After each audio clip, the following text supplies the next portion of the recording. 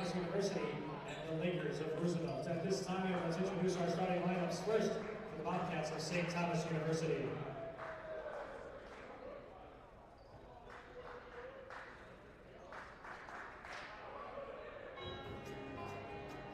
Graduate guard number 1, Daniel Ogoro. Senior guard number 4, Jordan Hernandez. Senior guard number 5, Milton Matthews. Freshman center number 21, Spike Sokol. And sophomore forward number 23, Joshua Thrower. The Bobcats are coached by Patrick Cleary.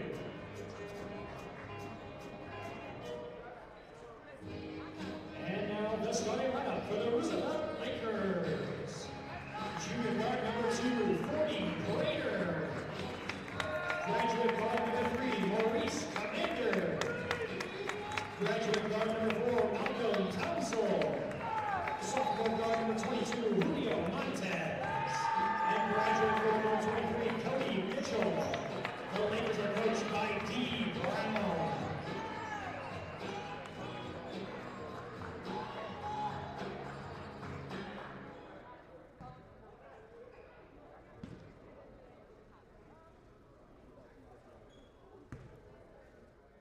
Good afternoon once again from Joliet, Illinois and the University of St. Francis.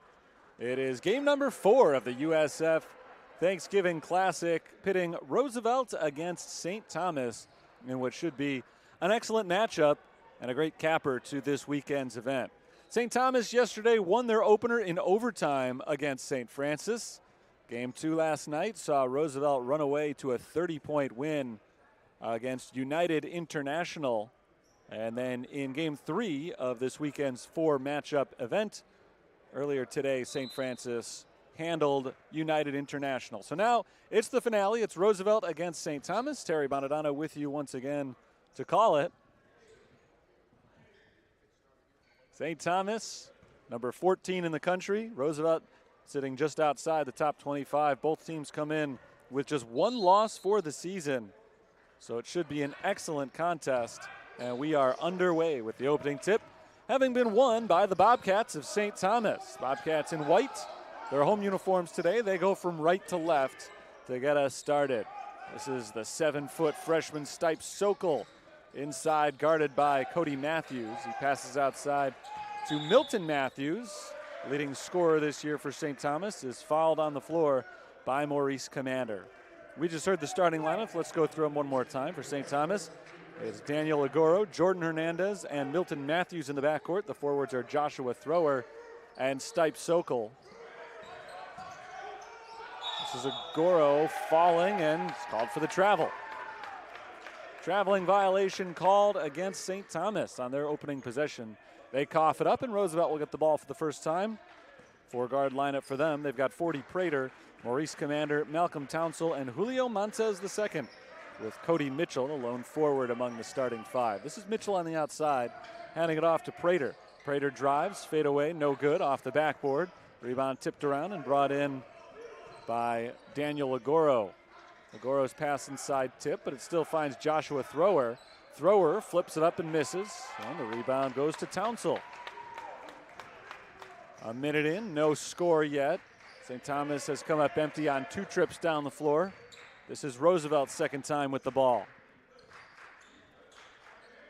Townsell fires towards the baseline. That's Mitchell missing the 3. So both teams now 0 for 2 in terms of attempts on offensive possessions, not necessarily shots.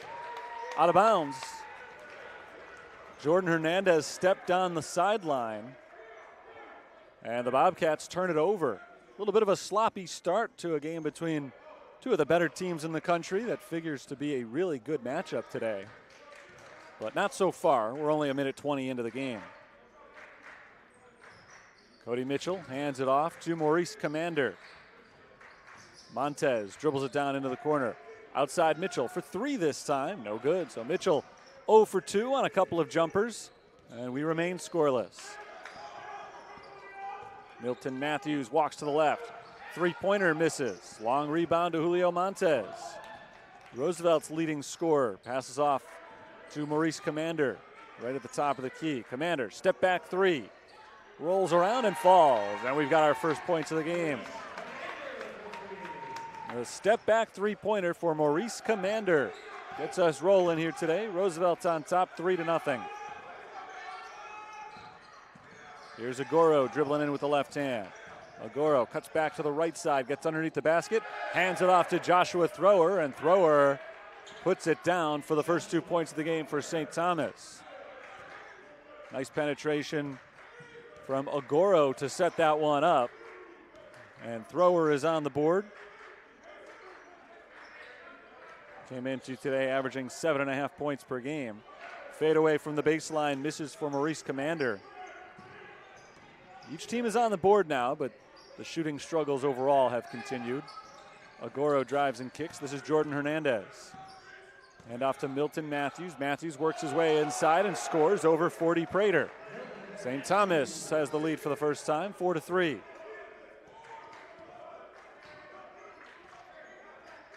Roosevelt is the away team on the scoreboard today. Commander steps into a three-pointer and misses it. Offensive rebound, Mitchell.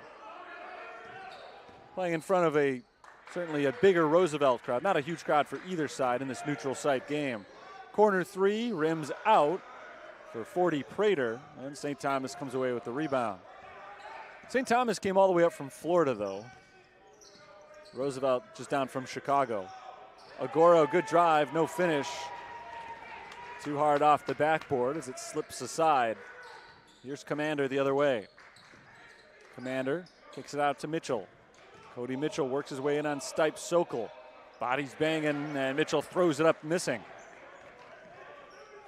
Still 4-3 St. Thomas. These are two high-scoring teams, both of them averaging 80 points or more per contest this year. Matthews drives. Milton Matthews all the way to the rim, scores with the left hand. Matthews has 4 of the first 6 for St. Thomas. They lead by 3.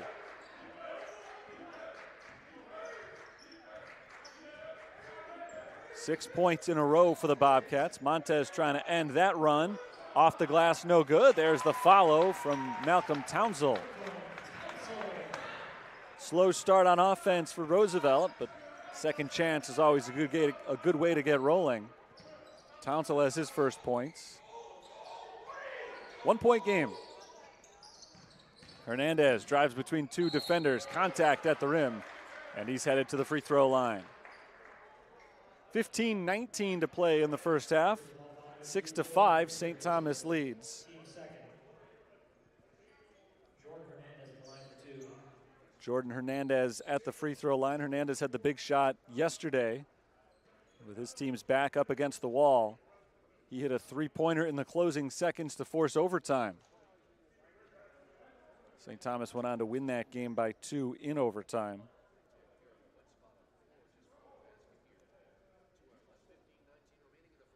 Bobcats now 6-1 on the season after that win last night.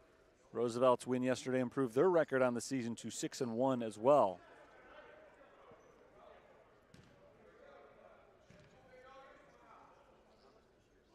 Hernandez makes the free throw. 82% from the line for the season. Jordan Hernandez has one more coming. Excellent three-point shooter as well. He's hit him at a 50% rate this year.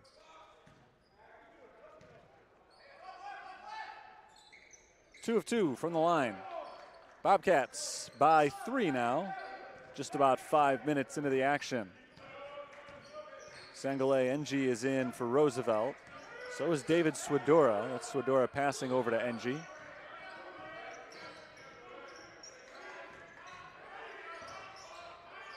Julio Montez working on Agoro. Montez works inside, and he dragged his pivot foot. Traveling called against Roosevelt. St. Thomas forces the turnover. Kyle Feldman is in at guard for the Bobcats. Feldman receives the pass from Milton Matthews and swings it to the right. Sirius Warren gets the pass. First touch of the game for Warren. He hands it off to Feldman. Feldman drives left. Layup no good. Good body control from Feldman to get inside, but came up a little bit short on the layup. And a foul called on the loose ball. It goes against St. Thomas. Ciarius Warren. Warren found himself in some foul trouble yesterday. Committed 4 of them, but ended up playing the last 10 minutes of the game without committing number 5. He's got one early one today. NG drives and fires out of bounds. Deflected, and the officials agree. It is Roosevelt basketball. I didn't see the deflection, but it makes sense that it was, because that pass from NG really went into no man's land. He was looking for the man in the corner, I would assume, but really didn't go close to the corner. Drive inside, that's Townsend. Turn around with the right hand, no good. Rebound deflected around. Diving on the floor, Gabriel Vargas is able to grab it, and he's quickly fouled by Sangale NG.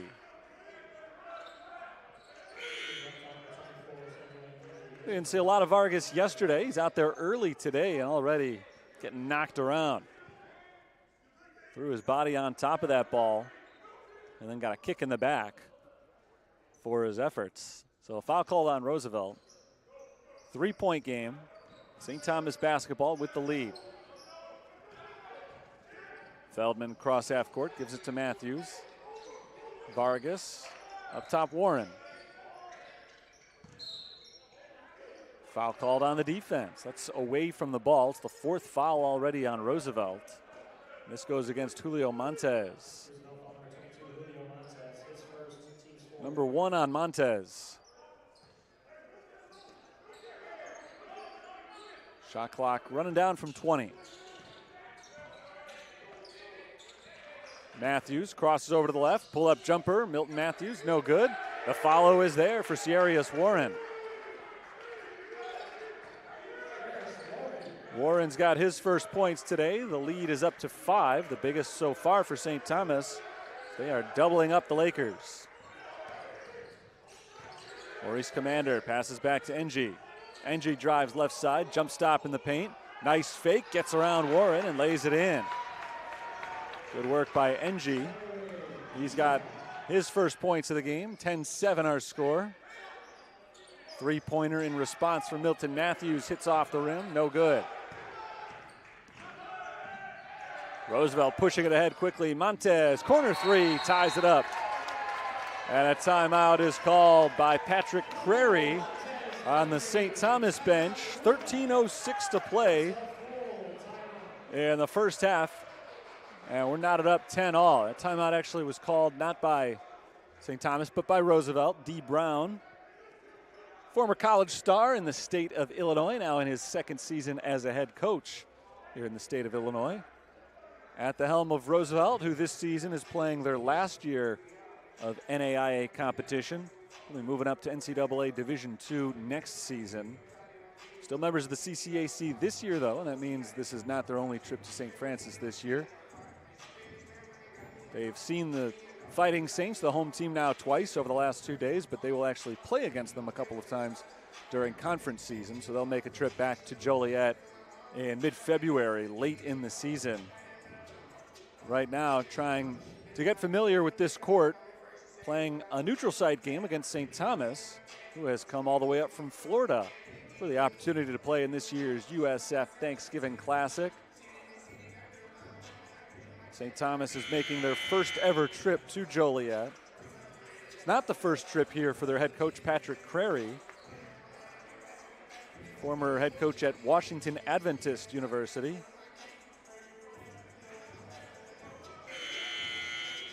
He was here several years ago with them. Now in his 3rd season as the head coach at St. Thomas, he led them to the best season in program history a year ago. Went to the national tournament and won a game.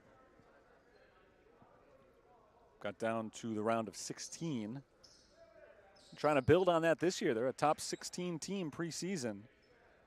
They suffered an early season setback, but they come into play today with a 6-1 record. One of their better challenges of the season. Timeout called by St. Thomas as D. Brown called for the full court press out of that timeout. And it flustered St. Thomas. They were not able to get the ball in. 30-second timeout as they try to draw up a play to combat this full court press. Tie game 10-10. St. Thomas led it 10-5. Roosevelt came back with 5 quick ones. And we're tied for the first time today. We got off to a very slow start offensively, but that has since changed. Both teams have started to knock down some shots. Bobcats are able to get it in cleanly this time to Vargas. And Feldman, the point guard, will set up the offense. Here's Jordan Hernandez in control of the basketball. Bouncing to the top, and Ciarius Warren. Warren drives on NG. Picks up his dribble underneath the basket, gives it up to Hernandez. Ball knocked loose and stolen. Maurice Commander takes it away. And now Roosevelt can reclaim the lead that they've had just once today. Pull up jumper Commander, knocks it down. From up top, a 2-pointer for Commander. First lead since it was 3-2 for Roosevelt. Feldman passes off to Milton Matthews, who scored 4 of the first 6 and has since gone quiet. Matthews is a 20-point-per-game scorer this year. Around to the right side, Vargas. Bounce to the baseline, it's Warren with 7 seconds to shoot. Matthews spins behind the 3-point arc. 3 seconds on the shot clock. Matthews streaks to the hoop and lays it in. Expertly done by Milton Matthews, who now has 6 points. He has tied the score at 12. Montez for 3, got it. With a hand in his face, Julio Montez, undeterred, knocks it down from the outside. Third made 3-pointer of the game for Roosevelt. They lead it 15-12. Feldman drives, Feldman scoops it up. He's fouled by Montez, that is a biggie. Second foul on Montez.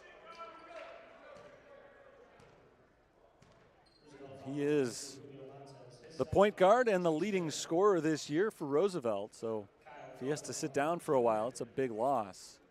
Kyle Feldman at the line. Feldman gets 2 shots. The first one is good.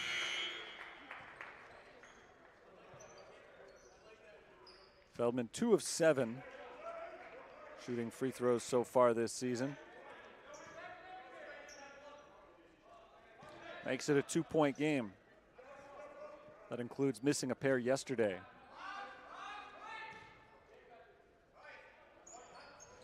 He makes 1 of 2 here.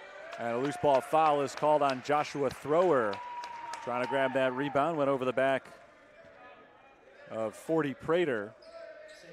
So Roosevelt's lead remains 2 as they take the ball back.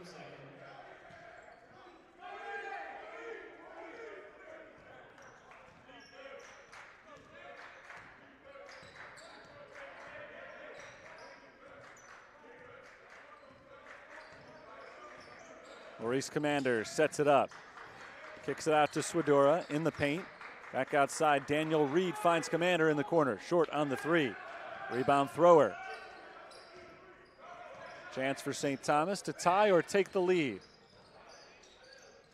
Daniel Agoro gives it up to Vargas. Vargas down in the corner. Lob to Thrower in the post. Thrower working against Engie. Behind the backboard. Can't flip it in. Rebound to the Lakers.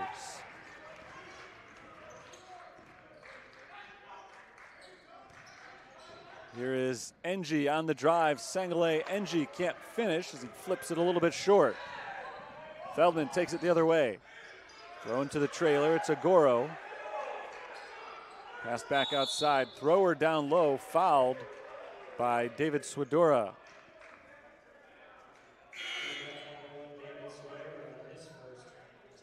Little grab from Swedora is his first foul, 6th on Roosevelt. So they have hit their first half limit already. Stipe Sokol checks in for the Bobcats.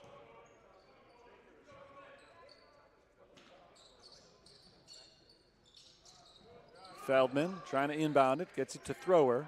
Right back into the corner, and Feldman. Feldman outside Agoro, 3-pointer. Way off. Rebound Roosevelt. Prater drives. Prater forces the contact inside. No good. Offensive rebound. Mitchell puts it back up and in. That was his game yesterday. Cody Mitchell had a huge ball game in terms of cleaning up offensive rebounds and creating second chance points. Agoro gets inside, draws another foul. This one on David Swedora, and that's number 2 on him.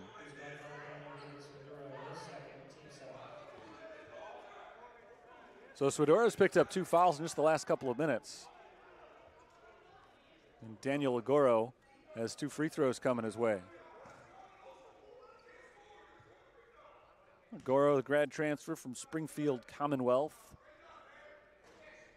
hits the first free throw. Originally from England, London, England. Daniel Agoro has found a home down in Florida. Trying to pick up his second from the free throw line.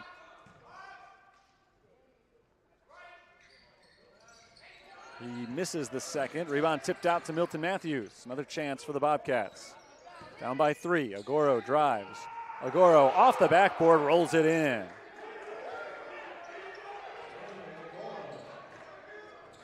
(17-16). It's a 1-point game. Here's Prater. Top of the key, guarded by Matthews. Backs it up. Drives with the right hand. Prater all the way inside. No good on the runner. Rebound deflected into the hands of Milton Matthews. St. Thomas trying to reclaim the lead. Lead's gone back and forth a couple of times in this first half. Agoro drives right side. Layup, no. Rebound Mitchell. Here come the Lakers, pushing it quickly. Daniel Reed into traffic. Reed takes it in anyway, high off the glass, no good. Maybe a little too aggressive that time from Daniel Reed. Didn't have a lot of help down low. His off-balance shot misses, so another chance for St. Thomas to take the lead. It's Kyle Feldman spinning into the lane. Feldman flips it down low, thrower, off the backboard and in. St. Thomas leads 18-17. 8:42 to go, first half.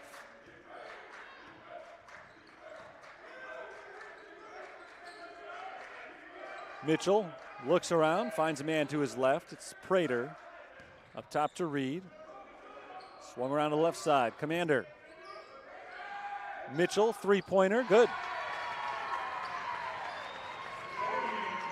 Cody Mitchell missed a couple of jumpers early. He's starting to heat up, though. 5 points for him in the last couple of minutes. Roosevelt reclaims the lead, 20-18, and now a foul called on Daniel Reed as he trips up Kyle Feldman on his way to the basket. Feldman down on the ground, clutching his left ankle after the trip. Free throws coming up. It's a 1-and-1. We'll see if Feldman is able to take them. Left ankle clearly bothering him quite a bit as he trudges towards the free throw line. 8:10 to play in the first half. Roosevelt 20, St. Thomas 18. Fouls have been dramatically in favor of St. Thomas as they've committed just 2 of them. Roosevelt has been called for 8, which means that free throws have become a factor here in the first half. So far, St. Thomas hasn't really been able to take advantage of that. Let's see if Feldman can turn it around. Feldman stays in the game to take the free throws. Bad ankle and all. It's 1-and-1 opportunity here. Jordan Hernandez will check in for him if he makes them both. He does make the first. 1 more for Feldman.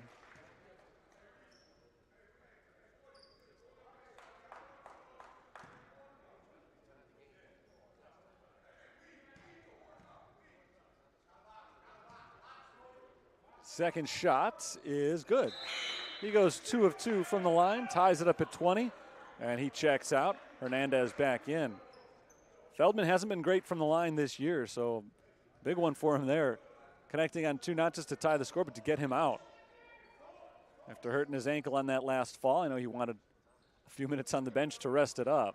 If he had missed either one of those there, he would have had to go back in and play defense. Instead, he's able to check out. Hernandez comes in. Commander wants some room. He drives on thrower, now kicks out to Townsell back into the corner for Commander. 11 on the shot clock as the Lakers reset outside with 40 Prater. Prater, before the shot, we've got a whistle. It's going St. Thomas's way. 3 seconds the call. I think it was Cody Mitchell who was camped out in the key. So Roosevelt turns it over. We're tied 20-all. St. Thomas basketball. They've been ahead a couple of times here in the first half. The majority of the half they've led. Trying to move ahead again right now with Daniel Agoro in control of the ball. Dribbling in with the left hand. Picks up his dribble, double teamed. Throws it out of traffic to Milton Matthews. Matthews gets the screen from Stipe Sokol. Pull up from 2-point range. Rolls it in. Friendly rims for Milton Matthews as he drops down the jump shot. 22-20, St. Thomas back in front as we approach the 7-minute mark of the first half. Commander dribbles to his left. Pull up jumper for Commander, no good. And a travel called on Milton Matthews as he goes up for the rebound and comes down all the way down. He dropped to the floor and never even started his dribble as he had his feet slip out from under him. So Roosevelt's got it back, down by 2. Prater, offensive foul. 40 Prater is called for the charge. And St. Thomas gets possession back, 6:54 to play in the first half.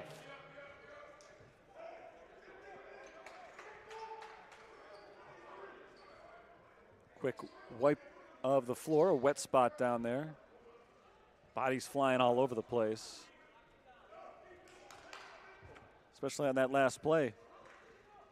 They've been flying all over the place all game, though. It's been a physical contest so far. 8 fouls now called against Roosevelt. Just 2 against St. Thomas. Bobcats have been in the bonus for a while. Roosevelt is not likely to get there anytime soon. Agoro dribbles into the left side, picks up his dribble and passes it off to Milton Matthews. Nearly taken away. Matthews keeps it alive. Jump shot, no. Offensive rebound thrower, but he just throws it up for grabs. It's taken away by Roosevelt. Here comes Prater. Prater gets it back to Commander. 3-pointer, good. Maurice Commander coming into the play late. Nobody picked him up on the St. Thomas defense, and Commander with a smooth stroke gives the Lakers the lead back, 23-22. Matthews tries to answer. Air ball on his 3. It was deflected, so it stays with St. Thomas. 11 on the shot clock for the Bobcats. Kyle Feldman checks back in for St. Thomas. So after he was shaken up on the previous play, he's still ready to go.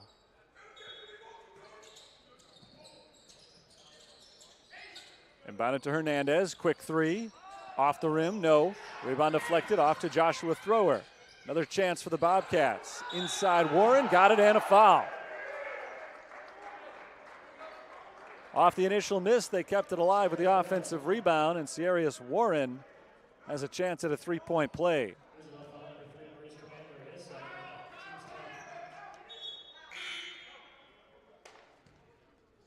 Warren is shooting under 40% from the free throw line this season. He already has given St. Thomas a 24-23 lead. He makes the foul shot.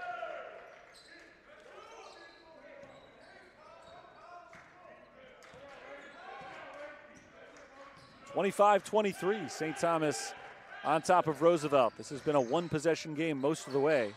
Biggest lead has been 5 for the Bobcats. Stripped from Mitchell, knocked out of bounds. Last touched by Jordan Hernandez, and Hernandez is called for a foul from the backside official. Just the 3rd foul called on the Bobcats in this first half. And on Jordan Hernandez, it's number 1. 20 to shoot for Cody Mitchell. Mitchell hands it off to Julio Montez. Montez Cutting around the screen, puts it up and misses. Got it over the outstretched arm of Joshua Thrower, but off the back of the rim. Sarius Warren at the top. Warren takes a dribble, hands it off to Feldman. Feldman gets the screen, one step to his right, passes back left. Jordan Hernandez with 11 to shoot. It's Thrower inside. Thrower no good with two defenders in his way. Swedora grabs the rebound, and it's knocked out of bounds. Last touched by David Swedora. I think it was Thrower, who got his hand on the ball and knocked it off the thigh of Swedora.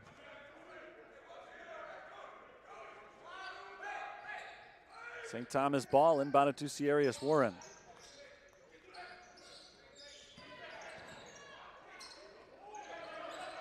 Hernandez to his left, passes back right. Agoro for three, good. Daniel Agoro has not been good from the outside this year, but he knocks one down here, 0 for 8 in the team's first 6 games of the season. But St. Thomas is ahead now 28-23. This matches their biggest lead, the biggest lead in fact for either side. Rolled over to Mitchell. Mitchell starts to work his way in on Sarius Warren, and Warren is called for the foul. That's number 2 on him. Just number 4 on St. Thomas, so it does not result in Roosevelt free throws. Warren had started the first 6 games of the year for St. Thomas. Coming off the bench for the second straight day as Stipe Sokol has moved into his spot. And Sokol replaces Warren on the floor now. Commander for 3, knocks it home. Maurice Commander has been a hot shooter from the outside to start today's game. The Lakers are back within 2. Agoro works inside, blocked, and a jump ball is called. We're going the other way. Good block from Sangale Enji. Roosevelt can tie or take the lead with 4 minutes to play in the half.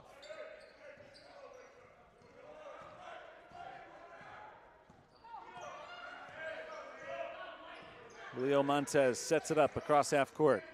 Bounced over to Enji on the wing. Handoff, Commander. Maurice Commander fires to the corner, gets it right back. Kyle Feldman defending him. Inside Enji, Sangale Enji dishes it off to Mitchell, who loses the ball out of bounds. And it's a Roosevelt turnover.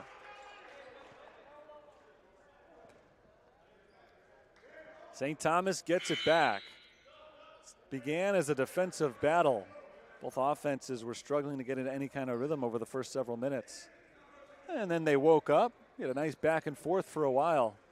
They're slowing down the pace again. It's, for the second time, become very defensive looking. Nothing against these defenses, but these are two very good offenses. Both came in averaging 80 or better per game. So it's a little surprising that we've been as low scoring as we have so far today. Roosevelt poured in 99 points yesterday. St. Thomas was held to only 53 in regulation by St. Francis before ultimately winning the game 63-61 in overtime.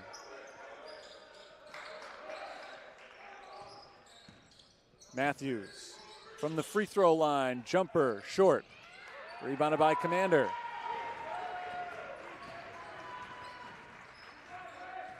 Maurice Commander gets the screen, bounces to Mitchell, rolling to the hoop, and Mitchell lays it in. We're tied up once again, 28 all. Roosevelt has scored the last 5. Feldman fires outside. Hernandez for 3, no good. Enji comes in for the rebound, and he is pushed by Stipe Sokol.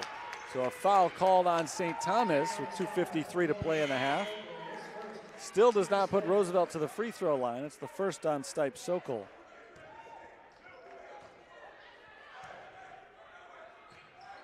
The Lakers are riding a little bit of momentum here. They've scored the last 5 points. Now they've got the ball back. And they can take the lead.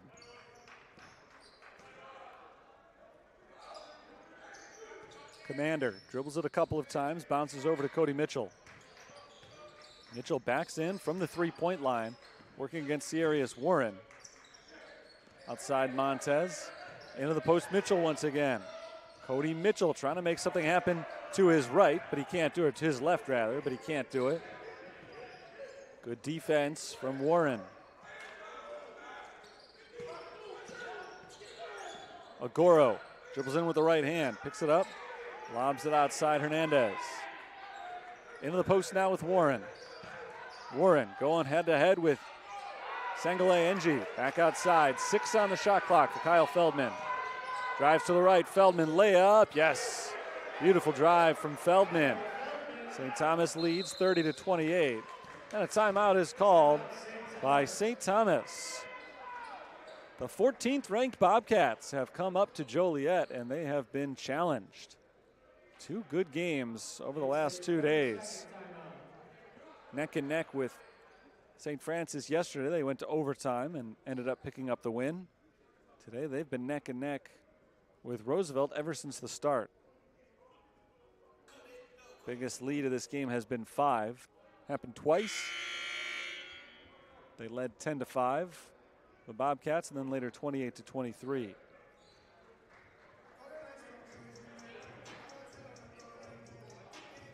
Swidura, Montez, Ng, Commander, and Mitchell on the floor for Roosevelt. Hernandez, Agoro, Feldman, Thrower, and Warren are the 5 for St. Thomas right now.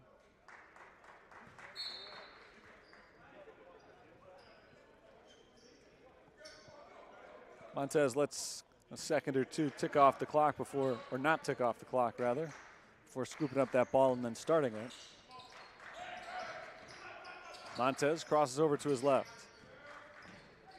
Blocked from behind and out of bounds. Montez wisely did not touch it again, so it will stay with the Lakers. Late in the first half, we've got a tight one. Ng jump stop.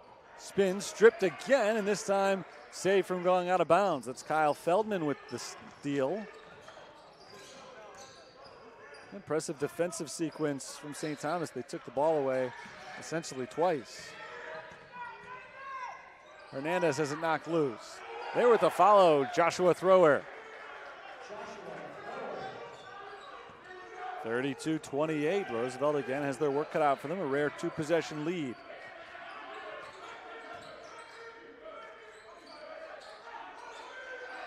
Ng off to his right, that's Commander for 3. Commander has been hot from the outside. He's keeping his team in this game. Down by just 1, that's his 3rd made 3-pointer today. 32-31 in the final minute.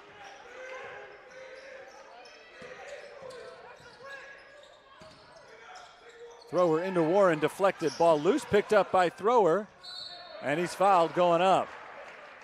Good play by Thrower, good recovery. He turned the ball over initially, came back, got a steal of his own, and he forces his way to the free throw line thanks to a good move down low to get a couple of guys up in the air.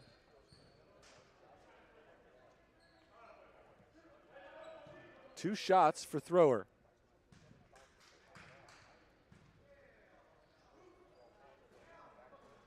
First one misses. Free throws were a massive problem for St. Thomas yesterday. They don't want to turn them into an issue again today. Thrower was at 86% prior to that miss. He's down to 80%. And now he's back up again. 1 of 2, 33-31. St. Thomas on top of Roosevelt. Lakers trying to get on the board once more before halftime. Tired, take the lead. Montez is bumped on the floor, 6th foul.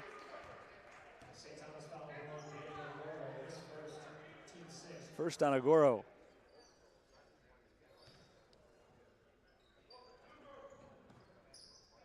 Commander inbounds to Montez. 9-second difference between the shot and game clock. Montez to his left, Mitchell.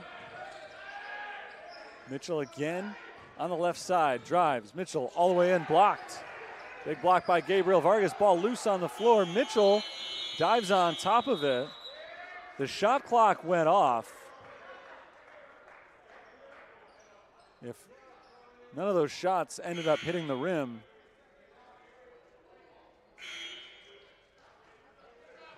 then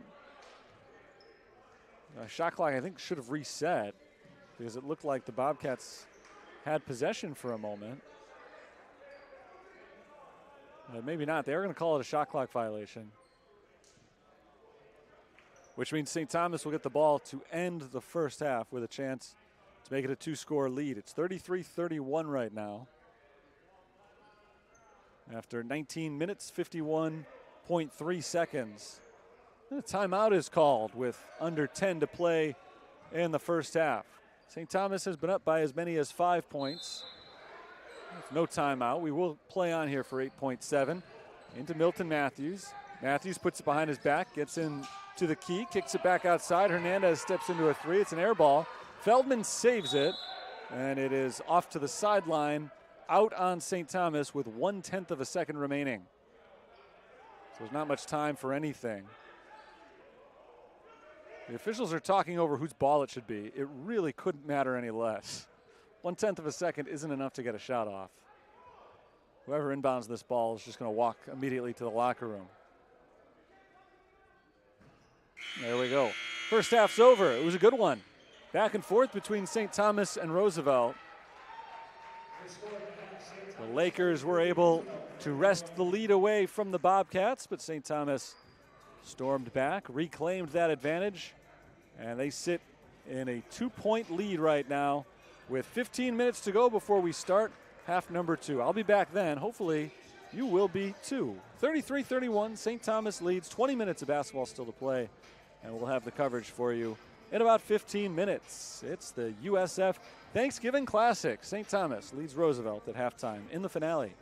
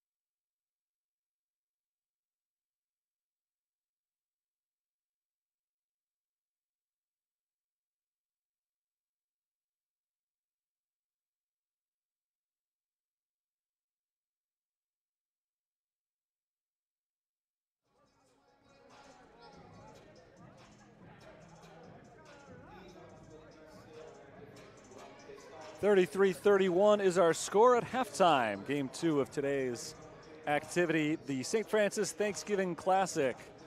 The Fighting Saints won the opener, defeating United International College by 23 earlier this afternoon. And now the main event, a couple of teams that came in with 6-1 records.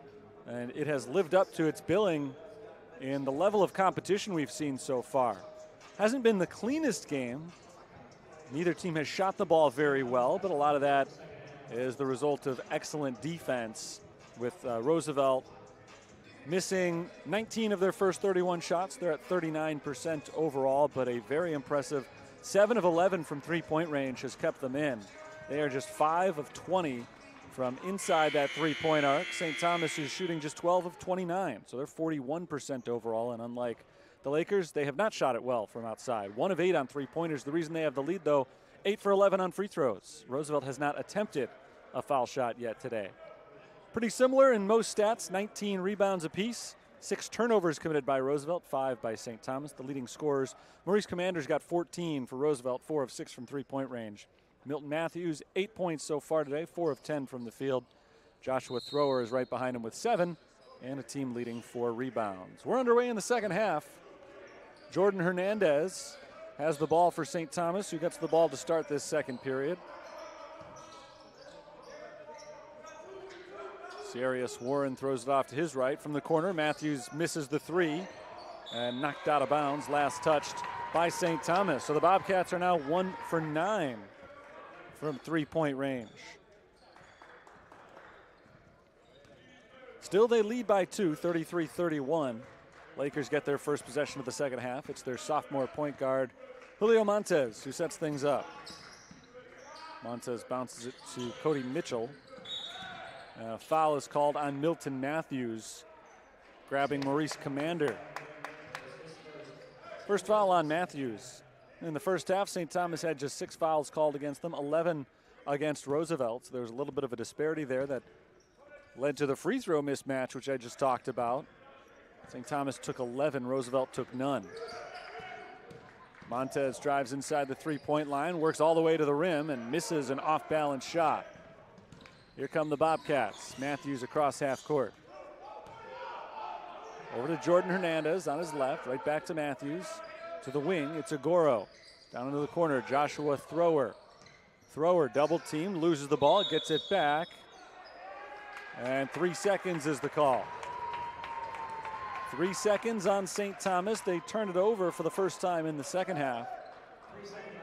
They had a problem with turnovers early in the first half and then really cleaned that facet of their game up. They only had 3 of them over the last 15 minutes.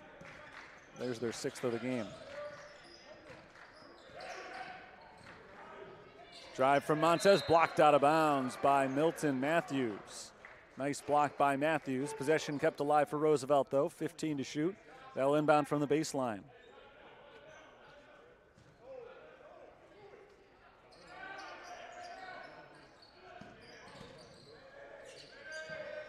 Down into the corner, it's Townsell. Outside, Prater. Prater's got just 5 seconds to shoot. Prater spins into the paint, floats it up, and misses off the rim. Rebound St. Thomas.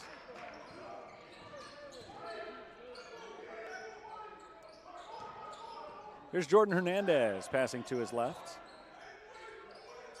Thrower into the key, down low. That is Warren scoring and a foul.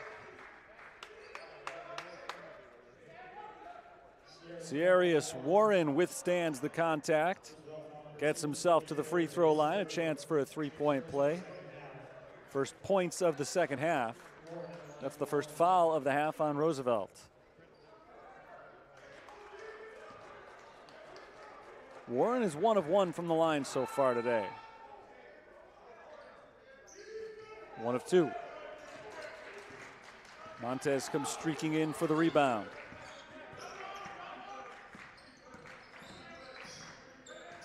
Julio Montes, a lot of dribbling, loses the ball, and it's picked up by Daniel Agoro.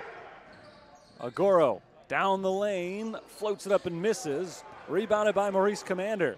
Ahead for Montes. Montes carries it down into the corner. Sets up Commander. Jumper from 2-point range is good. Maurice Commander stays hot, 6 of 10 shooting now. And Roosevelt is finally on the board for the first time in the second half. 35-33 is our score. Snaps a drought of 3.5 minutes. As time is called by St. Thomas. They lead it by 2. This has been a competitive game throughout. We've seen 4 ties. We've seen the lead change hands 7 different times. And it has not been more than a 5-point lead for either side. St. Thomas was up 10-5. Roosevelt's biggest lead has been 4 points in today's game, so gives you an idea of just how close it's been. Back and forth the whole way. And yet, it has not always been the prettiest game. Neither team has shot the ball well. We've seen a few sloppy turnovers here and there. Overall, I'm not trying to suggest that it's been a poorly played game. I just think it's been a very good defensive game. And both offenses are just trying to find some kind of rhythm. I came into this one talking about the offenses primarily. Roosevelt's averaging 84 points per game. St. Thomas came into the weekend averaging 80 per game. They were held to 63 yesterday, so that number dropped a little bit lower, but both teams entered the weekend averaging 80 or more, and today we're on pace for much less than that. Don't forget that the defenses have been good. St. Thomas allows under 70 points per game, and Roosevelt gives up just over 60.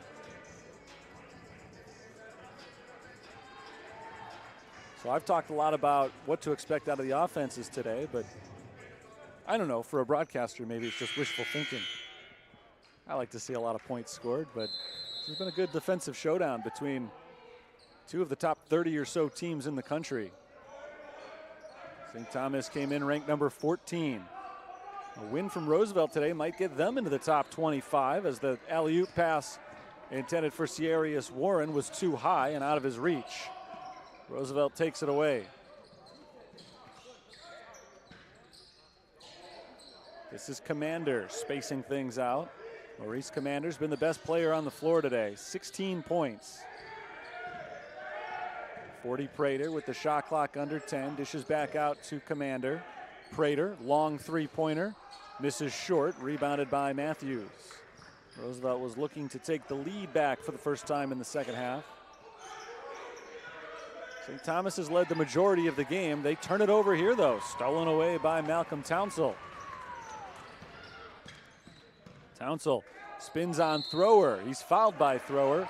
And Malcolm Townsell will head to the free throw line.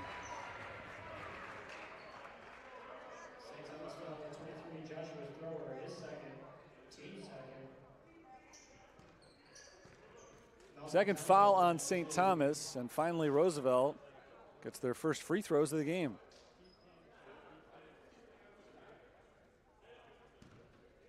The shooter is Malcolm Townsell.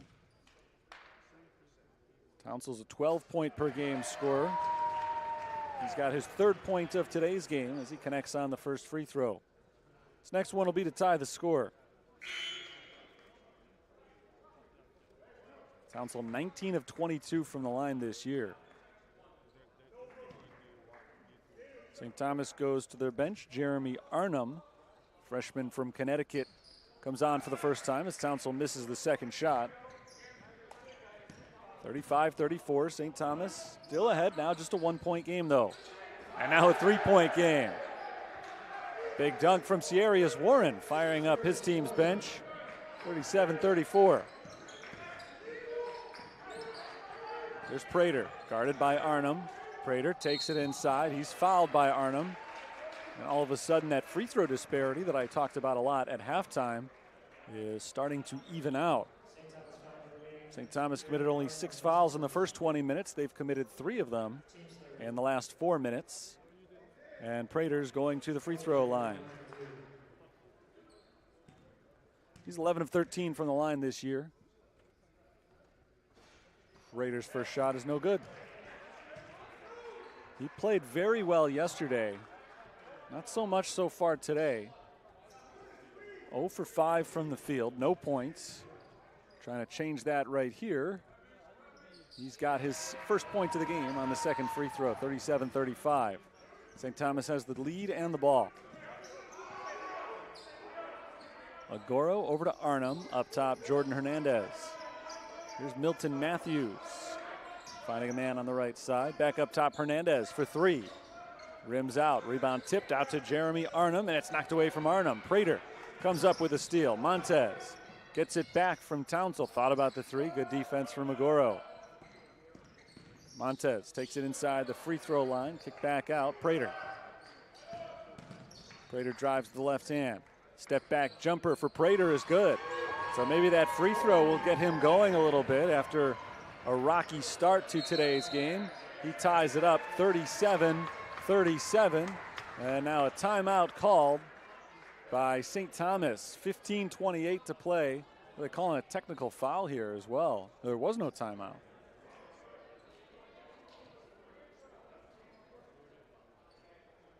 The players started going to the bench, so I thought that there had been a timeout called, but it is a technical foul against Roosevelt. That's on Prater after the jumper that went down for him. That not only is a technical, which is going to give St. Thomas a chance for free points, but it's also the third foul on Prater. Counts to his overall total, so not smart by 40 Prater. He's going to have to check out for a little while as David Swidora comes back in.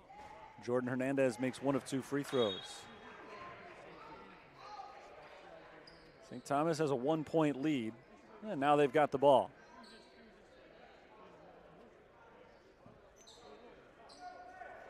Patrick Crary's drawn up a play over there. This was not a timeout.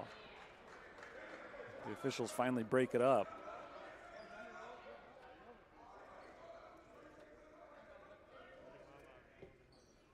Another new player on the floor for St. Thomas. Caleb Etheridge is in. First time we've seen him all weekend. Etheridge, the redshirt freshman, did not appear in last night's win. But keep in mind that was an overtime win last night for St. Thomas. They had to work hard for it. And that was still just about 20 hours ago. So it's a lot of basketball in a short period of time. Patrick Crary's getting a few extra guys in there to make sure everybody stays fresh down the stretch here. Roosevelt played even later than St. Thomas did. Milton Matthews from the corner knocks down the two-point jumper. Roosevelt played later, but they had an easier time, did not go to overtime. They cruised to a 30-point win. So most of their starters were out with 5 minutes to play in the game yesterday anyway. So they've probably got a little bit fresher legs, not to mention the fact that they didn't have to travel from Florida to get here. Drive from Commander, high off the backboard, no good. Roosevelt's calling for a goaltend with the basket interference there, but they don't get the call. 40-37. St. Thomas has the lead, trying to extend that advantage. Pass is thrown away by Warren right into the hands of Commander. Commander takes it in on Etheridge. And a jump ball is called as Etheridge gets his hand on the top of the ball. Good defensive play by the freshman who just checked in. And Roosevelt will keep it on the possession arrow. But that was a chance on a one-on-one drive from Commander to get some points for Roosevelt. And they weren't able to pull it off. We're 5.5 minutes into the second half. St. Thomas leads by 3. They have not trailed since halftime. Roosevelt trying to tie it up on a Commander three, his 5th of the game. Maurice Commander's got 19 points. He is almost single-handedly keeping Roosevelt in this thing. Commander came into play today, averaging just 8 points per game. He was shooting only 24% from three-point range. It's been much better today. Jordan Hernandez, a very good three-point shooter, misses this one, and a loose ball foul is called on Roosevelt. This is the 6th time we've been tied today. 7 lead changes. That's the 3rd foul on Maurice Commander. So both Commander and Prater now have 2 fouls. 2/5 of the Roosevelt starting lineup, and a foul on one of their reserves as well, Sengele Ng. is called for a grab on the inbounds play. So before they can even get the ball in, NG commits the foul. That's 4 on the Lakers this half.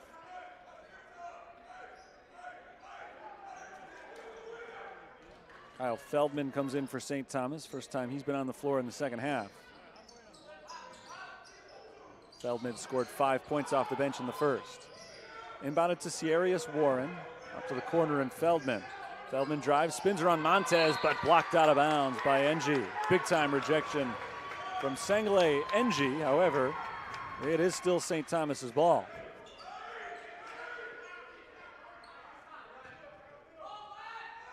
So they'll try it again. Inbounded to Warren. Warren going one-on-one with NG.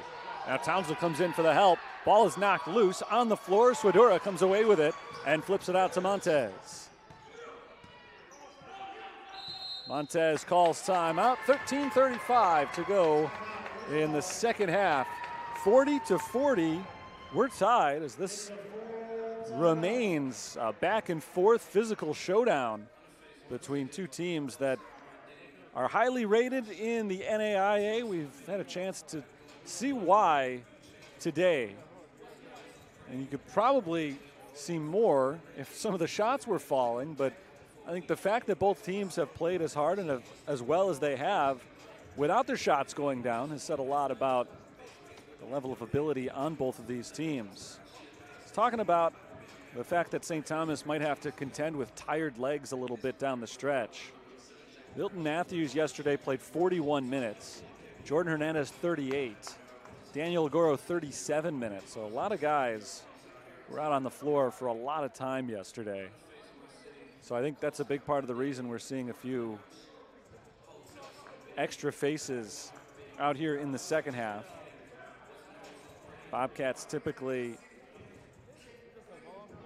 play only about an 8 or a 9 man rotation.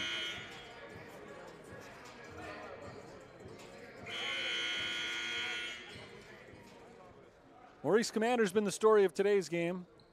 Didn't score yesterday, 0 of 6 from the field. Today, 19 points. He is 5 of 7 from three-point range. Every day a different hero. That's usually how you know you've got a good team. Yesterday it was Prater who had the big game with 16 points, and today Prater hasn't been able to find much. Just 3 points, 1 of 6 from the field. There's a drive from Malcolm Townsend, blocked out of bounds. It stays with Roosevelt. 8 on the shot clock.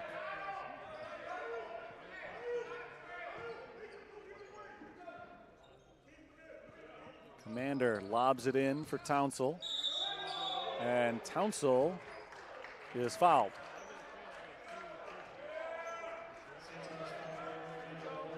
Fouls on Daniel Agoro, number 2 on Agoro. 4th on the Bobcats with the shot clock running down. That resets it to 20. Julio Montez takes it back to half court. Montez crossover, three-pointer at the top is good, and Roosevelt's in the lead.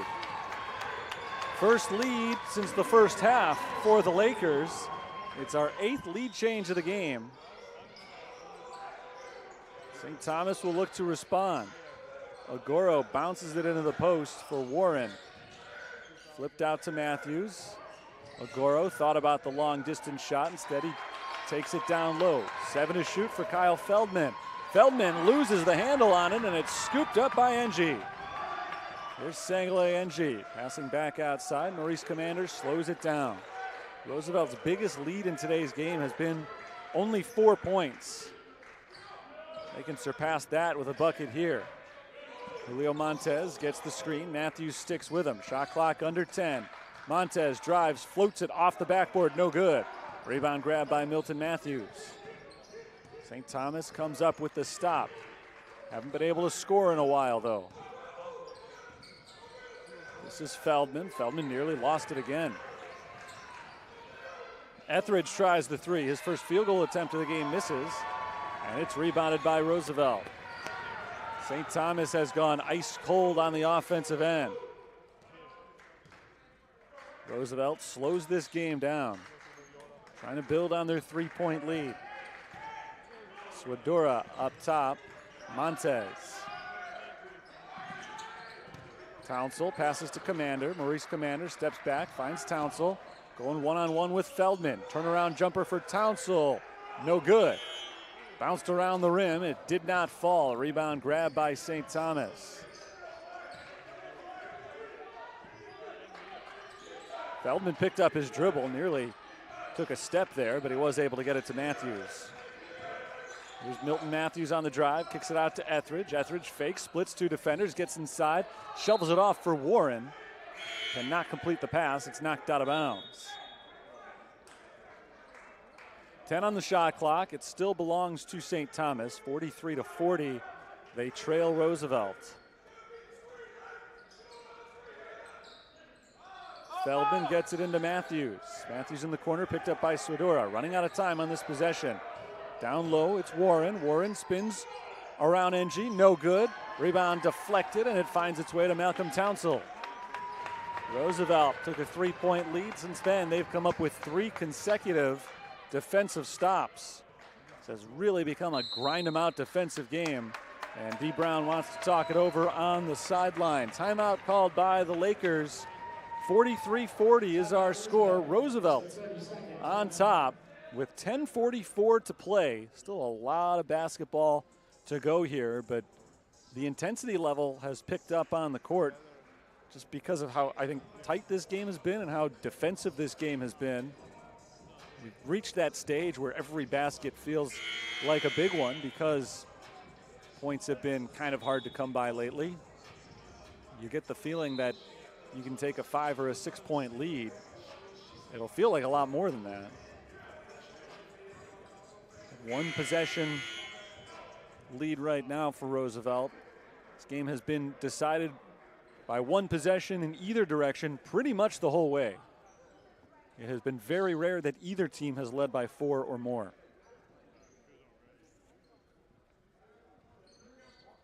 Biggest lead has been 5. That was St. Thomas, and that occurred way back at 10-5. Julio Montez passes to his right. 3-pointer Commander. He finally misses one, a little bit short, but an offensive rebound. Tipped out to Townsell inside NG. NG blocked from behind. No foul called. Roosevelt can't believe it. St. Thomas is on the move.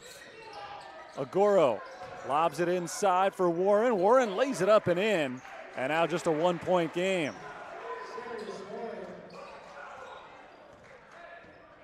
43-42. 10 minutes to go in this one. Roosevelt hit the 3-pointer to take the 43-40 lead. They've gone quiet since then. Here's Townsell on the drive. Townsell is fouled on his way in. Lakers think it should be goaltending as well. They're not getting that call. Foul is called on Milton Matthews, number 2 on him. It's the 5th on St. Thomas. Malcolm Townsell will get 2 free throws.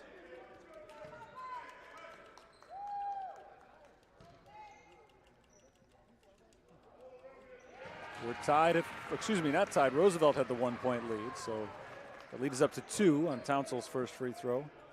Second one coming.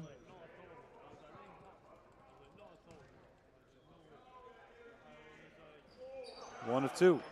44-42, Lakers in front. St. Thomas can tie or take the lead on this possession. Daniel Agoro walks it up to the 3-point line, passes off to Ciarius Warren. Warren can't get the pass back from Matthews. Taken away by Roosevelt. Lakers again slow it down on offense. Maurice Commander passes off to Julio Montez.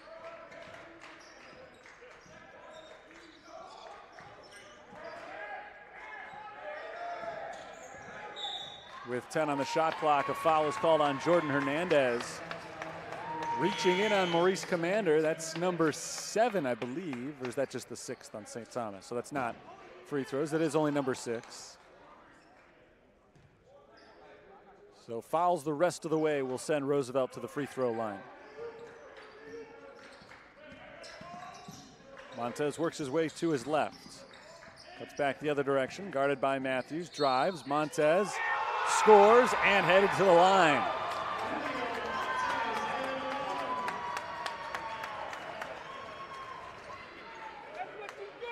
Julio Montez, big drive for Roosevelt. Makes it 46-42. And now he can give the Lakers their biggest lead of the afternoon with this free throw.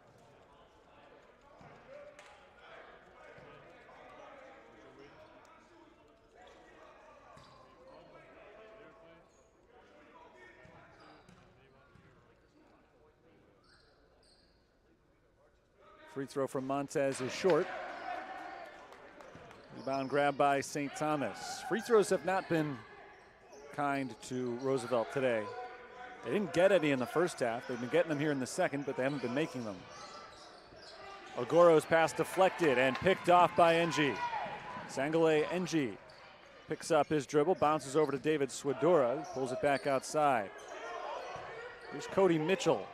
Mitchell getting his first playing time of the second half. Working hard inside, throws it off the backboard, no good. The ball is loose on the floor. Back at the three-point line, bodies flying everywhere. Finally, Swidora comes away with it. Swidora lost his shoe. He's playing in his sock right now, but keeping the dribble alive. He passes it off to Montez, and now time is called. So the official allows Swidora to grab his shoe. Patrick Crary doesn't like that.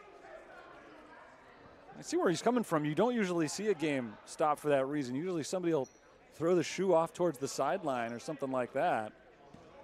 And Swidora would get the chance to put it back on during the next stoppage of play.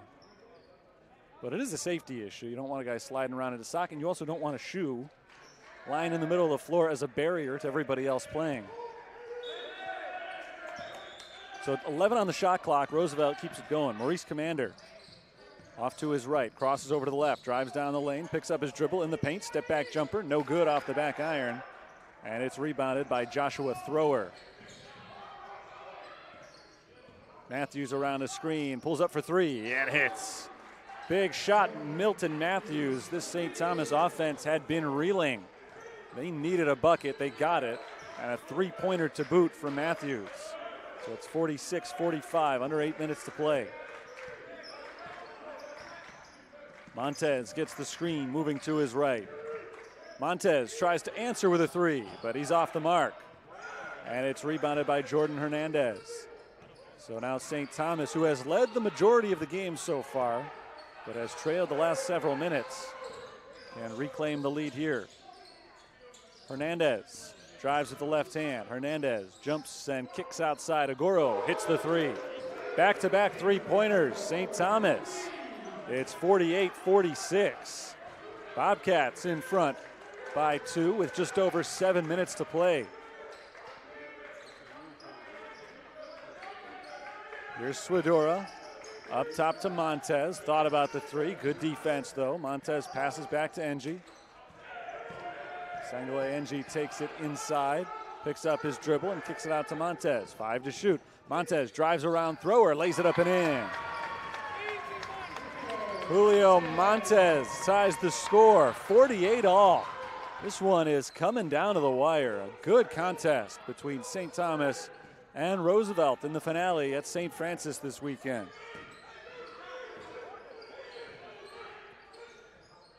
Matthews dribbles into his left, passes back to the top. It's Agoro driving right down the lane. Agoro throws it away.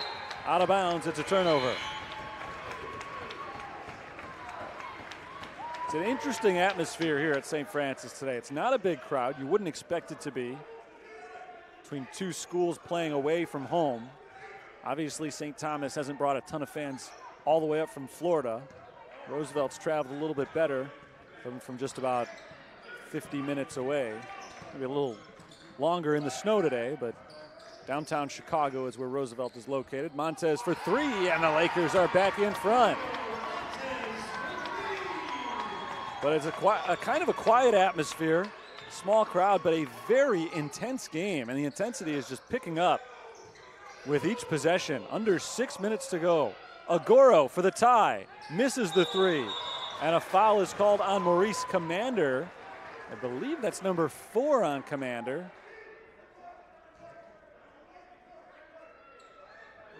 on the loose ball. So St. Thomas will inbound from the baseline. 5th foul on Roosevelt, but again, number 4 on Commander. Timeout called by Roosevelt.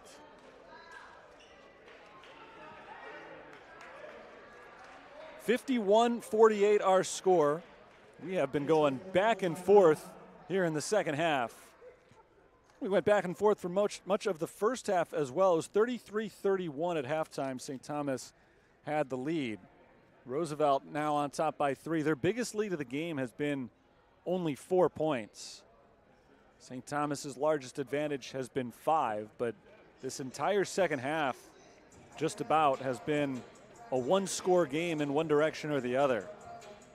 So I'm hoping for more down the stretch. Keep this one exciting. It really has been a great game, a great capper to this weekend event. We've had a couple of really good ones. St. Thomas came down to the wire yesterday against the hosts, St. Francis, in the opener. They went to overtime, and St. Thomas was able to pull it out, 63-61.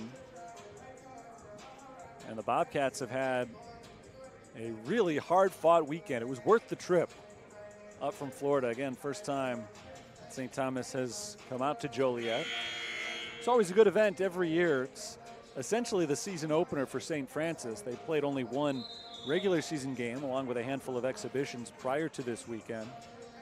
But every year, the weekend after Thanksgiving, they'll host an event like this, and they typically get some pretty good teams to come out for it, and that certainly has been the case again this year. St. Thomas ranked number 14 in the country right now. Roosevelt knocking on the door, receiving votes in the last poll. This would be a signature win for them if they can get it. Both teams are 6-1 on the season. In the corner, it's Matthews. One dribble, he passes out to Jordan Hernandez. Lobbed for Sierrius Warren. 13 on the shot clock for Matthews. Matthews, step back for 3, ties it up. Milton Matthews from up top makes it 51-all. 5.5 minutes to play. Montez hands it off. Mitchell at the top. Cody Mitchell hands it to Maurice Commander. Commander's been best offensive player today for Roosevelt, but he's gone quiet of late. Montez has been the hot hand, but he misses the 3 this time. Offensive rebound, Cody Mitchell. Corner 3 is good. There's Commander again. Getting back involved, 22 in the game for Commander.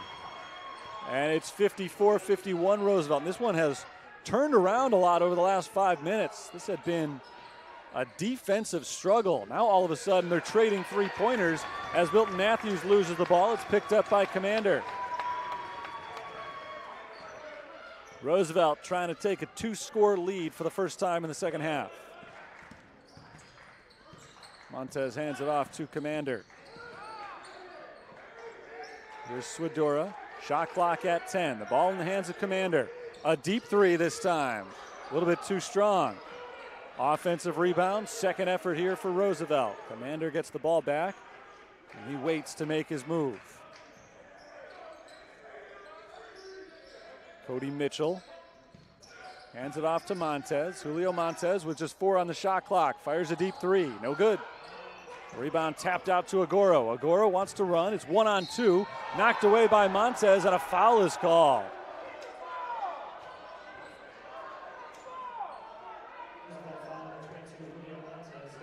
Foul on the floor. It's number 6 on the Lakers, so it does not mean free throws just yet.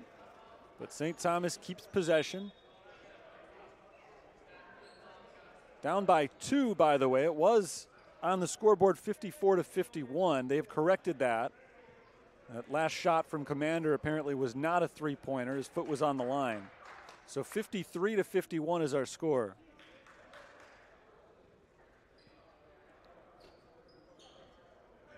.402 to play. St. Thomas is going to inbound it here. Daniel Agoro is getting taped up on the sideline. I think he was cut on the arm on that foul. As Montez knocked the ball loose, but was whistled for getting the arm. Feldman Inside to Warren. Ciarius Warren backs in on Cody Mitchell, and Mitchell is called for the defensive foul. This will send Ciarius Warren to the free throw line. We saw this yesterday, though, when St. Thomas was playing St. Francis. I do not at all believe that was an intentional foul by Mitchell, but sending Ciarius Warren to the line at this stage of the game is not a bad idea. He's a bad free throw shooter, and this is just a 1-and-1. So if he misses the first, Roosevelt's got a chance to grab the rebound and run with it. He makes the first. Warren came in shooting about 35% from the free throw line on the year. He's 2 for 3 in this game, though.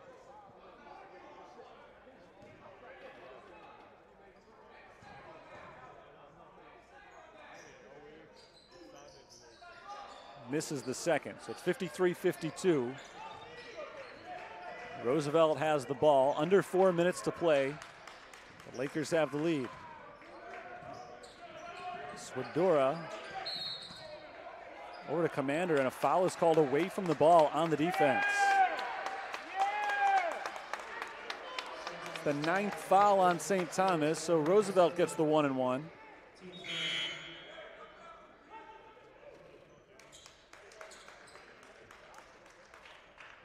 Swidora will shoot.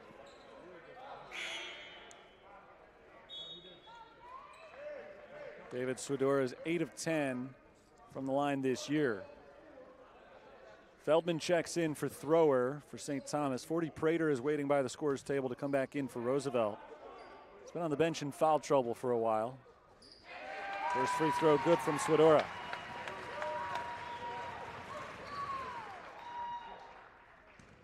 This would make it a 3-point game.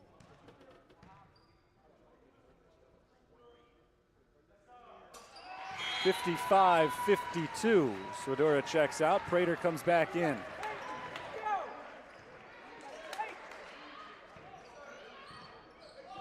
Milton Matthews sets up the offense for St. Thomas, trailing by 3 with 3.5 minutes to play. Feldman over to Warren. Bounced in low. This is Hernandez. Shoveled back out to Matthews. Wide open 3 for Hernandez, but he missed it. The best 3-point shooter on the team, getting a great look. Just couldn't get it to go.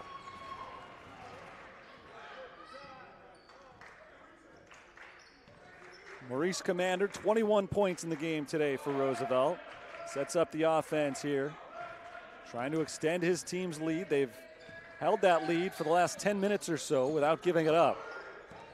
Drive from Commander, stripped. Ball loose on the floor. Scooped up by Mitchell, just 3 on the shot clock. Prater works inside the 3-point line and doesn't get a shot off in time. It's a shot clock violation. Those ones are always tough when the shot clock is running down and you lose the ball. There's a mad scramble to pick up the loose ball. I think there's a tendency for everybody to lose track of how much time is on that clock, and Prater was not able to take a shot. So a turnover from Roosevelt. Hernandez in the post, backs in on Commander, up with the right hand, no good. Hernandez has gotten a couple of good looks the last few times he's had the ball. Shots just not falling for him right now. Roosevelt can't exactly put it away with a basket here, but the way they're taking time off the clock here, they're going to make it awfully difficult for St. Thomas. They can tick this one down to 2 minutes and then make it a 2-score game. Commander gets it out to Prater. Prater with 5 on the clock. Looking around, throws it inside. Mitchell has to force it up. Gets the front of the rim, but can't get the shot to fall. Roosevelt maybe took up too much time there. By the time they got their offense rolling, they never got a clean look at the basket. Under 2 minutes to play, it's a 3-point game. Ciarius Warren looking for help on the outside, finds Milton Matthews, sets the screen. Matthews doesn't use it, takes the 3 instead, looking for the tie score, missed it, and the rebound goes to Roosevelt. Whistle blows as Jordan Hernandez came down hard on the rebound. No foul called there. Hernandez took a big leap. It didn't look like he was undercut. He was just a little off balance as he came down on a Roosevelt player, and he hit the ground hard, so the clock stops at 1:35. Again, the clock did not stop on a foul. It stopped just because of the injured player. So he's going to have to check out for a moment. And Joshua Thrower comes in for him. Hernandez limps towards the sideline. 55-52 our score. He doesn't look like he's too banged up. Doesn't need any attention from the trainer. Just needs a minute to shake that one off. Roosevelt's had this 3-point lead for a while. They have not been able to add to it, but neither has St. Thomas been able to score. They've had 3 straight empty possessions, and so the lead has remained for Roosevelt. And D. Brown has had his team running the shot clock all the way down on pretty much every possession lately. So we are getting late in the game. Presumably we'll be close to a minute remaining by the time the Lakers take a shot here.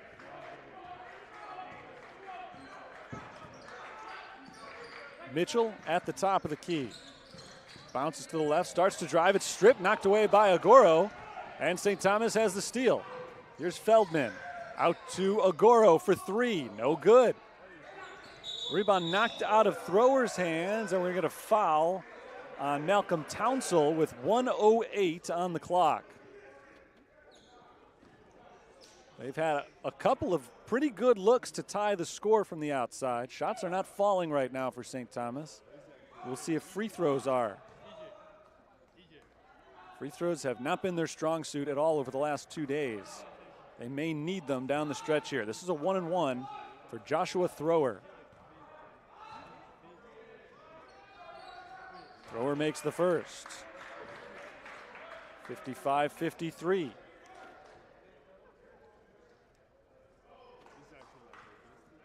Thrower is one of the best foul shooters on the team.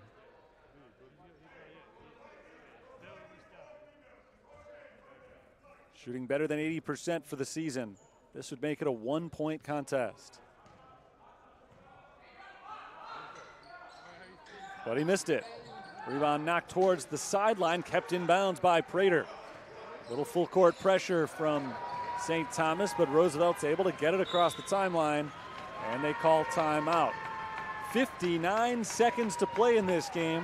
55-53 is our score. Roosevelt is on top. This one coming down to the final minute. Neither side has led by more than 4 points in the second half. Neither side has led by more than 5 points in the game. Roosevelt has had the lead for most of the last 15 minutes. However, they have not been up by more than 3 at any time. They had a couple of chances to pull away just a little bit. They were up 55-52. St. Thomas came up with 3 straight empty possessions, but Roosevelt likewise did not score 3 straight trips down the floor. The score remained 55-52. And St. Thomas was able to inch a little bit closer with the free throw. They haven't been able to make more than 1 out of 2 on most trips to the line, though. So the deficit remains at 2. Roosevelt looking to score here and really put St. Thomas up against the wall. On the drive, Commander misses. Offensive rebound. Shot clock did not reset. And now they'll blow the whistle. The shot clock, I believe, was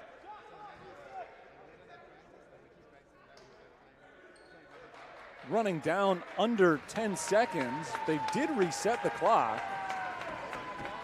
It's at 19 now. So they reset it late, and the question is, number 1, did it hit the rim? And number 2, if it did hit the rim, where should it be right now? Because it shouldn't be at 19. The play continued for about 3 or 4 seconds after the shot missed before the clock finally did reset to 20. So no conviction from the shot clock operator. Either it did hit the rim and it should be at about 15 or 16 right now, or it did not hit the rim and it should be at about 6 or 7. So they're talking over right now and figure out they are going to reset it to 7. They say the shot did not get the rim. 43.6 seconds on the clock. Could still be a lot of basketball to be played here.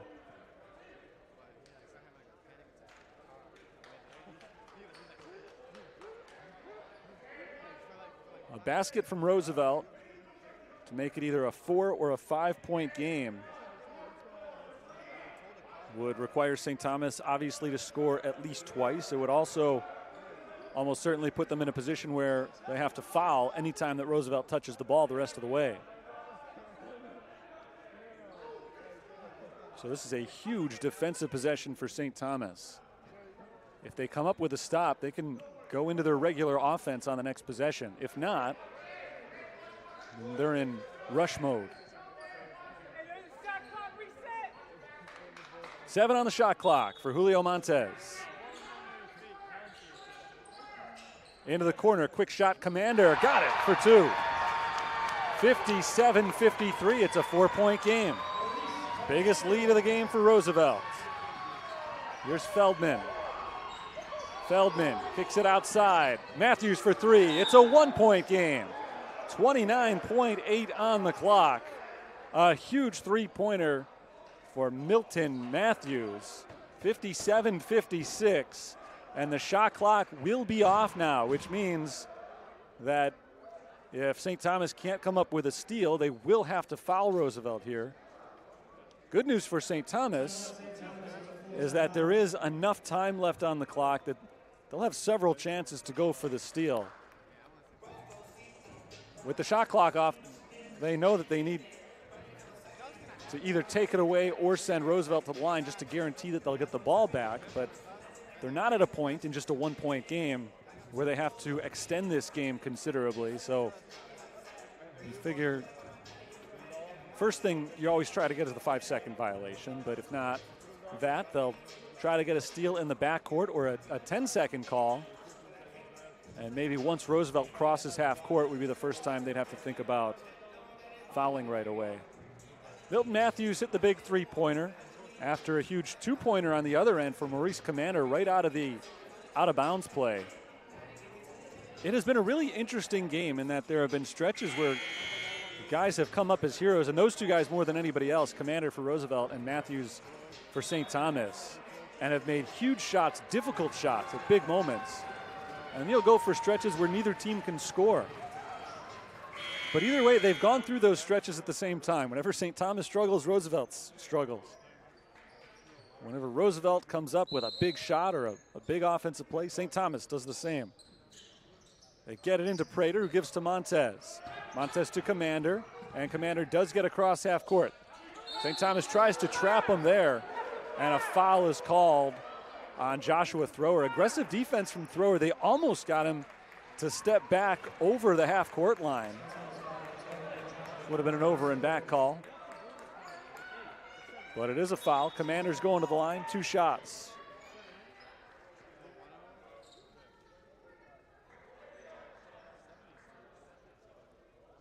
Be a 1-possession game at the end of this, regardless of how many he makes. Commander has been the star of the game for Roosevelt offensively. 24 points for him as he makes the first free throw.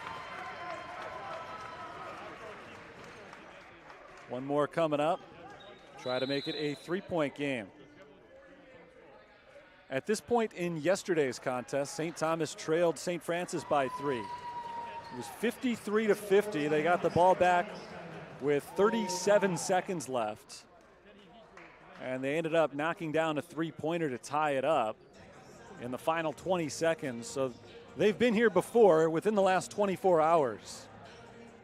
Even if Roosevelt does make this shot, you know that the Bobcats will not be deterred. Still a huge free throw coming up for Commander, because if he makes it, most likely, and weird things can happen, but most likely if he makes it, we're looking at a worst case scenario of overtime for the Lakers and a best case scenario of overtime for the Bobcats. If he misses it, St. Thomas can get the ball back, and they've got the whole playbook open. They could go for 3, they could go for 2, they can tie it, or they could potentially take the lead or win it on the next possession. Commander made the first free throw. He's been lights out all game. This is probably, under the circumstances, the last guy that St. Thomas wanted to foul. Not that he is the best free throw shooter on the team by the numbers, For that, you'd look at either 40 Prater or Malcolm Townsell. Commander's probably the third option in that regard, but just the game that he has had, knocking down big shot after big shot. If you're D. Brown, this is probably the guy you want on the line right now. He made the first. One more coming. And he makes the second. So St. Thomas is in the exact same spot they were in yesterday. Down 3 in the final 30 seconds. Last night they forced overtime.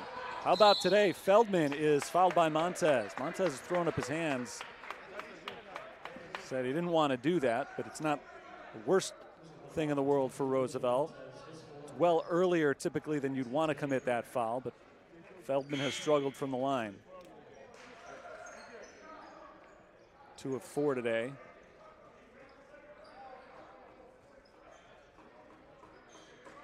This is a 1-and-1.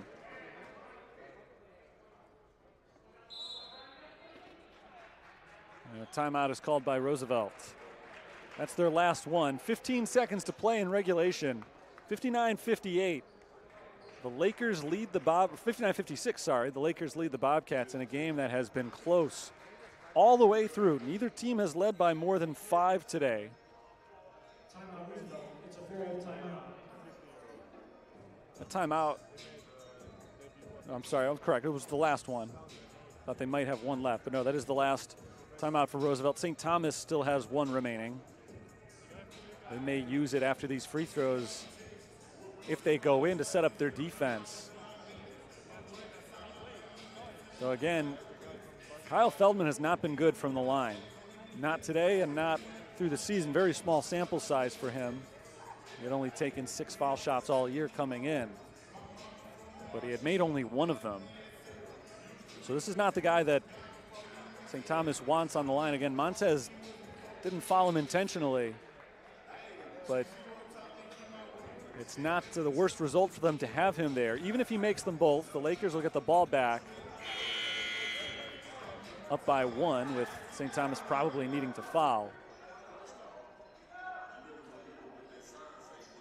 Feldman marches back to the line.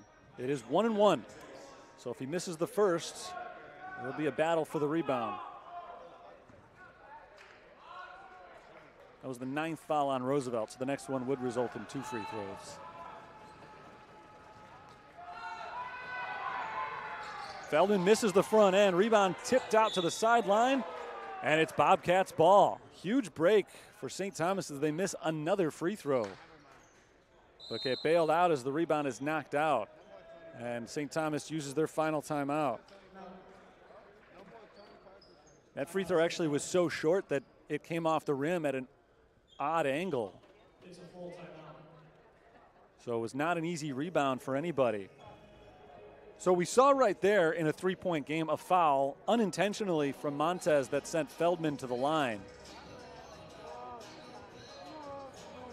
As St. Thomas sets up their offense here, a lot of times you'll see coaches commit that foul intentionally in a 3-point game, but usually not until the clock runs down under 5 seconds or so. So St. Thomas would probably look for a quick strike. It would probably be in their best interest. There is still enough time that if they can go really quickly, they could get a 2-pointer with the hopes of then getting the ball back. There is, I think, still enough time to try to go 2 possessions here. But they've got some 3-point shooters on the floor as well. Milton Matthews has hit some big ones down the stretch here. Came in hitting 3-pointers at a 43% rate on the season. Jordan Hernandez, 18 of 36, so not just at 50%, but with a lot of shots under his belt at 50% coming in. But Hernandez got shaken up a little bit earlier on a hard fall after a rebound and has not been on the floor since. As a result, Matthews would be your best option here. Foul called on Roosevelt, and this time it'll be 2 free throws for St. Thomas.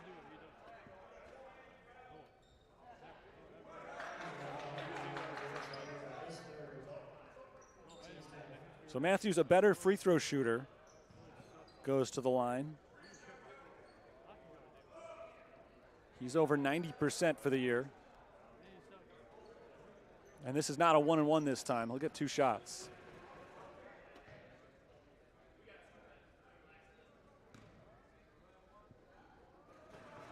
was the 10th foul on Roosevelt. So both teams in the double bonus now. Matthews makes the first foul shot. One more coming here.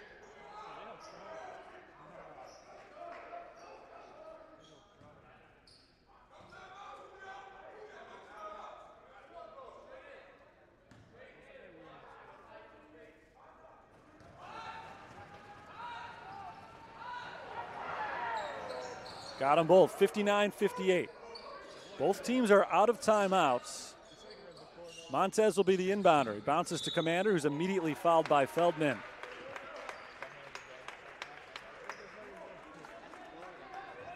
So Roosevelt, once again, did a good job of getting the ball to a good free throw shooter. St. Thomas fouled immediately this time. Mentioned the names Prater and Townsell earlier as guys you might want to get to the line if you're Roosevelt. Neither of them were on the floor. So David Swedora would probably be your best option. Commander maybe the second best option for Roosevelt. Commander made both free throws last time. He makes the first here. 60-58, 12.7 showing on the clock.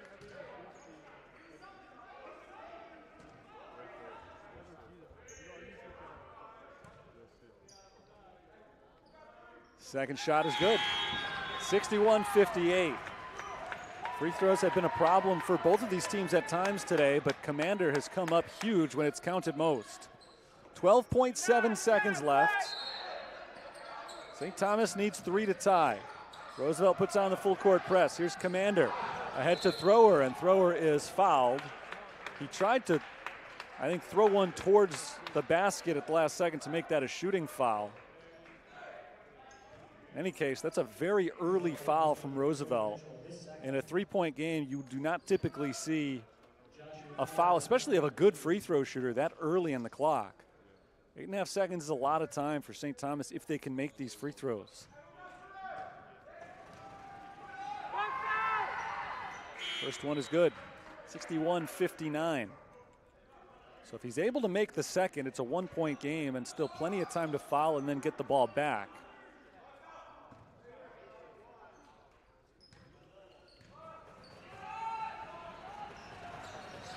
He misses the second. Rebounded by Sangale Ng, and Thrower fouls him. So Thrower not happy with himself. Good free throw shooter coming into play today, over 80%, but he's missed 2 of 4 in critical moments down the stretch. So now it's Ng going the other way, and if he can hit both of these, it's essentially game over. He, however, is not a good free throw shooter, 6 of 11 this season. And he misses the first. So it's still a one-score game. If he makes the second, it's a 3-point game, and Roosevelt's probably back in position where they're going to foul. Again, neither team has a timeout remaining. No rebounders down low for Roosevelt, so they're playing for defense if it's a miss. It is not a miss. 62-59. St. Thomas gets it into Etheridge. Etheridge is not fouled. He fires the 3 with a lot of time left on the clock and misses it. Rebounded by Mitchell, and there's your ball game. 62-59, Roosevelt takes out St. Thomas. A wild last play. The ball went in to a guy who has not seen a lot of time on the floor today, Caleb Etheridge. They tried to foul him. It wasn't called. And then with 4 seconds still on the clock, Etheridge fired from half court. I think maybe just trying to avoid the foul call or maybe trying to get a foul call while he was shooting a 3. I don't know. There was plenty of time to set up something else, but it didn't work out for St. Thomas, and Roosevelt made the big plays when they needed to down the stretch. A few big shots from Maurice Commander, some massive free throws down the stretch from Commander as well, and then the big one from Ng in the final seconds. Roosevelt comes out with a 62-59 win. A great game to wrap up this weekend event as St. Thomas falls to 1-1 for the weekend. Roosevelt gets out of here with a 2-0 record, a clean record for the Lakers. And Roosevelt will be back here in a few months for conference play against St. Francis, but they head into CCAC season feeling pretty good about themselves. They improved their record overall for the year to 7-1. St. Thomas led back to Florida with a 6-2 record. Thanks for tuning in to today's game. Hopefully you enjoyed it. It was a good one. The Lakers of Roosevelt unseat the Bobcats of St. Thomas by a final score of 62-59. That'll do it for our broadcast today. Thanks for tuning in. Hopefully you're back with us again later in the season. You probably won't be. If you're a Roosevelt or a St. Thomas fan, to the USF Sports Network here, but we appreciate you being with us over the course of this weekend. Once again, Roosevelt 7-1 after winning 2 this weekend. St. Thomas goes to 6-2 after falling to 1-1 for the weekend. 62-59 our final score. Until next time, Terry Bonadonna signing off from the University of St. Francis in Joliet. Have a good Sunday night.